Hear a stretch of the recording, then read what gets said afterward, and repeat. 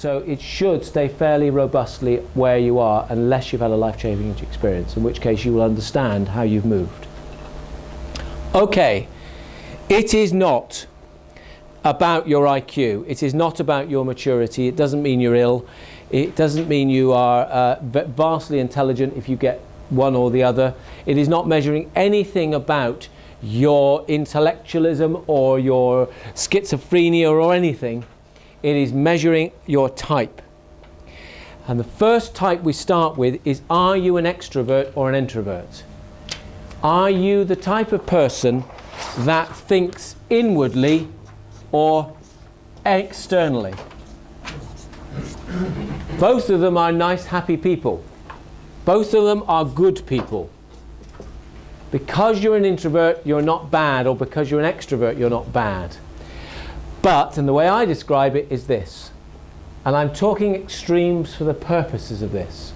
The nearer to the middle you are, the more you are a bit of both. If you are in the middle, you are doing both. And I'll talk about that in a minute. Extreme extroverts. If it even happens that they have a thought, it stays in their brain for a microsecond before it gets to their mouth. Having got to the mouth, it's out. Politicians suffer from this.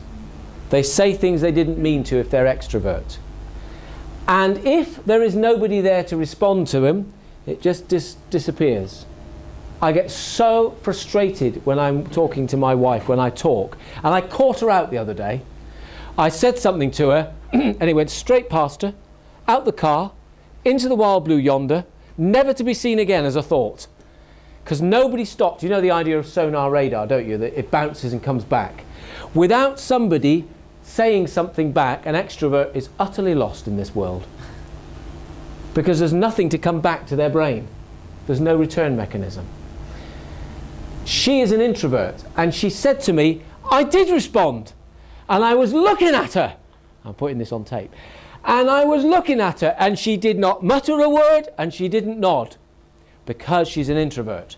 Because it went into her brain and sat there, and she thought about it, and thought about it, and thought about it a bit more, and thought about it a bit more. And 4 months later, she says, you know when you said to me, and then speaks. It's genetic, though, isn't It it? is genetic, yes, it is genetic. Because I know types of men who are different and types of women who are different.